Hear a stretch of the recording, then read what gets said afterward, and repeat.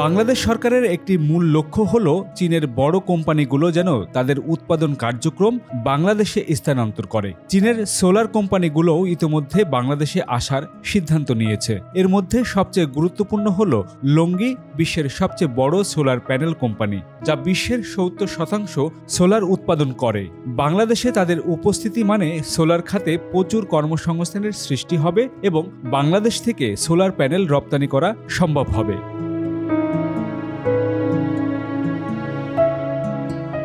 চীনের electronic vehicle, solar plant এবং chips কারখানা বাংলাদেশে স্থানান্তরের পরিকল্পনাও রয়েছে। বাংলাদেশ সরকার এই খাতে বিপুল বিনিয়োগের আশা করছে এবং চীনের হাইটেক পার্কগুলোর মতো সেক্টরে চীনা প্রতিষ্ঠানগুলো তাদের কার্যক্রম বাংলাদেশে শুরু করতে পারবে।